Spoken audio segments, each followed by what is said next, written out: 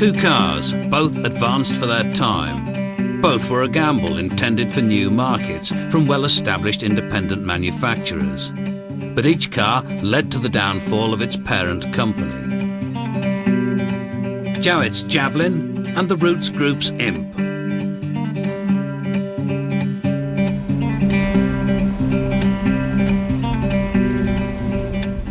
(1952) Super Snipe Mark III. Bought it in 1956. If I'd been married then, I probably wouldn't have had it. John Easton bought his Super Snipe from a Lord Mayor for £650. Roots took over the Humber and Hillman car companies in the 20s and started building the Super Snipe in the 30s.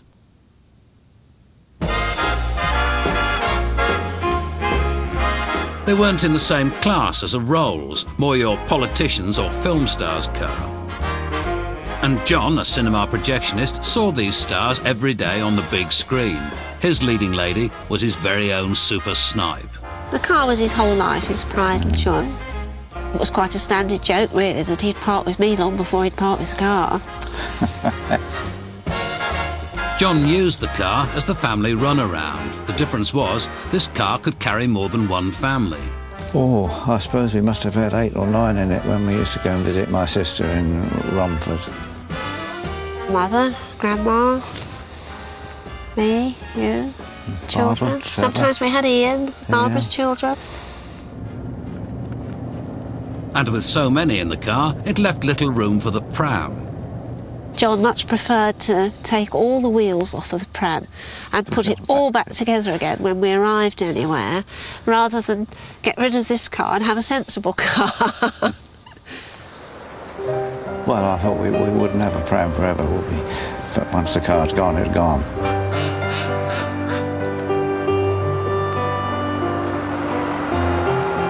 The Humber's luxurious pre-war design was out of place in post-war Britain, but it gave Roots some style.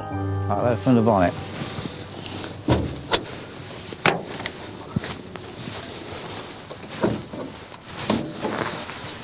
Four-litre side valve.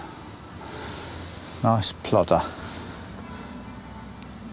Plenty of room to work, but the easiest way I found is to actually get in the engine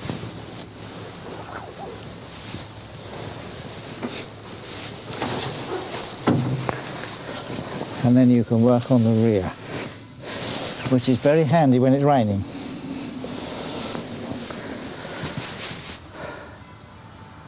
The interior is trimmed with leather, Bakelite and enamel paint.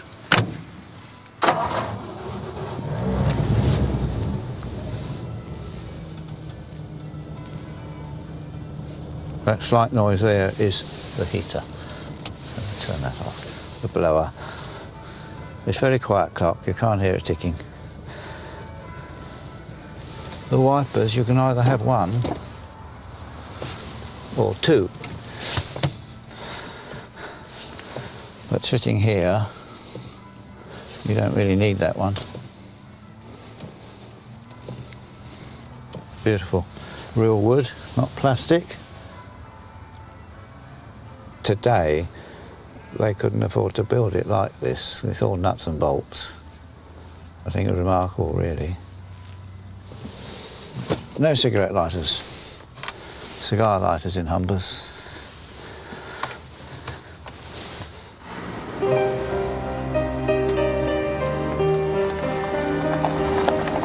But cigar-smoking Humber buyers were getting harder to find. It was expensive to build, a reliable, if dated, throwback to a lost era. Roots' basic Hillman cars were badged as Humber or Sunbeam. This way, a range of family cars could be assembled more cheaply.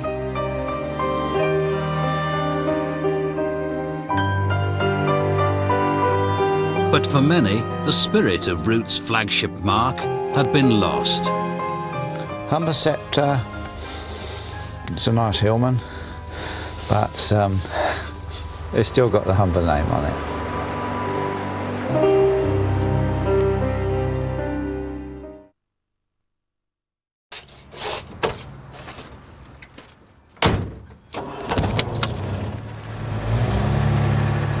capture the growing market for sporty family cars, Rootes launched the Sunbeam Rapier in 1955. 8 years later, Harold Morris parted with £800 for his. I felt it was very much ahead of its time in looks. It didn't look like many cars did, a box with wheels on four corners. The Rapiers show off their handling on the fast and frightening left-hander. It was a sports version of the Hillman Minx. 10 years after the Jarrett Javelin had won its class at the Monte Carlo Rally, the Rapier won the team prize at the same event. Harold, a headmaster, bought his because he had his own European rally in mind for the school holidays. I was wanting to do some touring on the continent, and I thought that if the Rapier would perform well on the Monte Carlo Rally, it would do for me.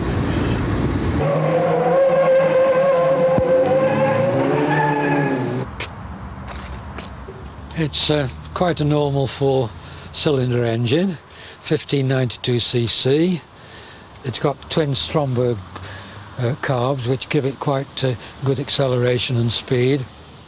That's supposedly the heating system, but it never was very efficient.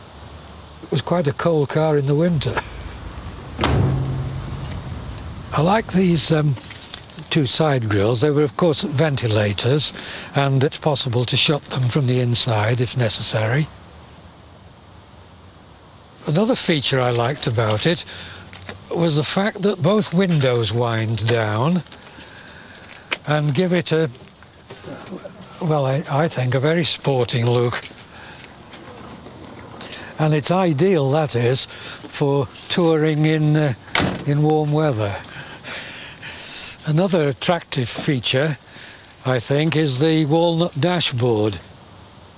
This is the speedometer, of course, with the mileage on it, except that you have to add 100,000 onto that. This is the demister, which again, well, we won't say anything about that. Harold, his wife Biddy and daughter Jo drove to Yugoslavia in the Rapier 4 years running. Just getting to Dover took most of the first day. We left home at 3 a.m. It was a fine morning. We joined the M1 at Daventry, and we kept up a steady 65 to 70 miles an hour. And we were at Marble Arch just after 7 a.m. I know Biddy was not too keen on setting off in the middle of the night. I can't say I've enjoyed leaving home, you see, and in the early hours of the morning it was always worse, but it was always one of these sort of times that Harold chose that we must go, you see, so of course we all did as we were told.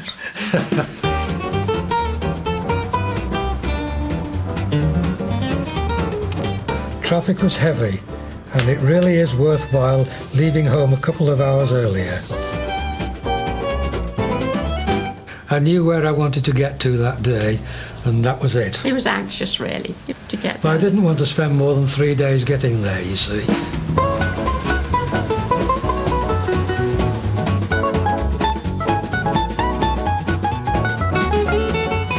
And we went to Sarajevo in Herd, and we were surrounded by crowds of children as soon as we got there, looking at the car and looking at us and looking at our daughter and saying, "What an excellent car you have." What an excellent daughter you have. Yeah. I think it was the one phrase they'd learned. Yeah. It was quite an adventure, really.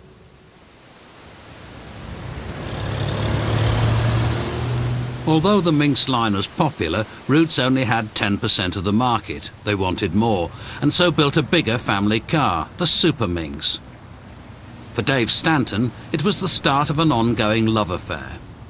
I was sitting in the office one day and my boss turned to me and said, "A young lad like you ought to be driving a convertible." It started me looking, and I eventually saw this Super Minx convertible in the garage in Wolverhampton, and I liked it straight away.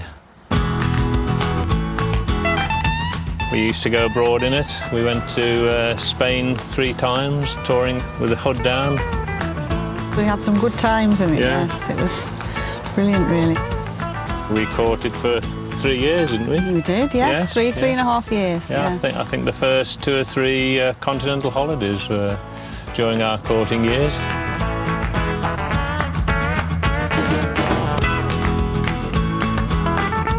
We used to borrow a tent off the same boss that advised me to buy a convertible in the first place, and we used to be able to get it up in an hour and a meal on all within an hour. I was a hairdresser at the time, so that was when all the bouffant hairdos were around and the flick-ups and... You used to wear all your headscarves as well, didn't you? Yes, used to have a pile of headscarves matching what I was wearing.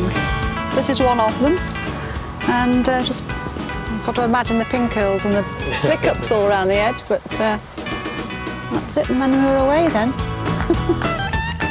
With so many memories linked to the car, Dave couldn't bring himself to sell it. This is the original Hillman Superminx convertible. I drove it for about 10 years and then put it in store here, and it's been here now for 23 years. And although it's out of the weather and under cover, it's suffered quite badly from mildew inside. A mouse built his nest in the boot there, but it's only to be expected when it's been stored for so long. It wouldn't take too much work to put it back on the road again. And if he needs spares for the restoration, he's got a barn full. I've got about 20 Superminx doors, and there's about 15 or 18 Superminx windscreens here. I've never had a windscreen break on me in 35 years, but I always keep them just in case. Sooner or later, I'm going to have a bit of a clear out in here, I think. I've just put a new battery on the car and I'm going to try and start it up, but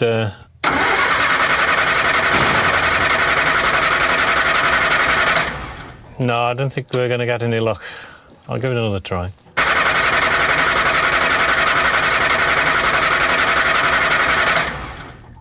After 23 years, it's a bit too much to expect, even a Hillman to start. Oh well, there's probably the right spare somewhere in the loft.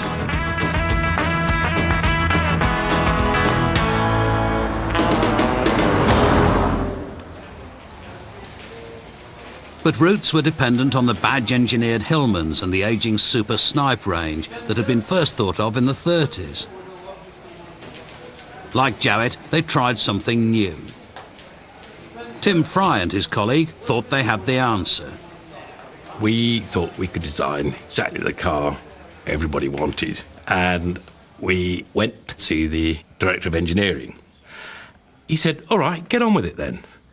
And so we left his office and looked at each other and said, what on earth have we done?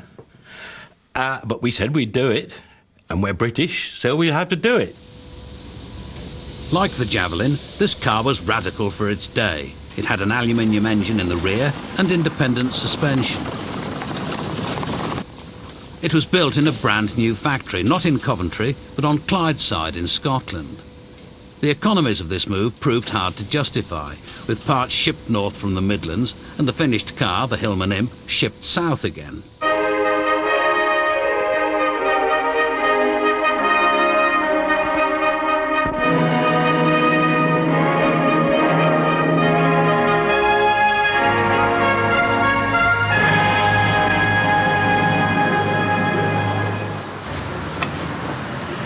Hello there. I'm going to give you the money after, That's it, my duck phone. Yeah, thank you. For Barbara Pearson, it was simply the car she wanted. After her first in 1968, she replaced it with her current Imp in 1973. I call her Dinky, that's her name, because she's dinky. She's just sort of nice and compact. She's got everything in her that I think a car needs, and that's it. Speed. She's good on petrol, very good on petrol. But I never use one of these pumps. I wouldn't know how to use it. A man tried to show me once. I said, oh, don't bother. I said, oh, life's too difficult for that, and I'll go somewhere else, and I did. He looked amazed, of course, the fact that I should refuse his petrol, but... Here we are, thank you. Thank you. Ta-ra then. As well as being good on petrol, the Imp had lively acceleration and quite a bit of power. Oof, she's off at the lights without any hesitation. As long as you've got in the right gear, of course. It amazes me how slow some people are, which I think causes accidents. I haven't got time for people who are still tiddling about at traffic lights. I'm miles away usually before they've even changed gear. And they think, oh, that cheeky little imp, because that's what they were called. Did you know that? The cheeky imp.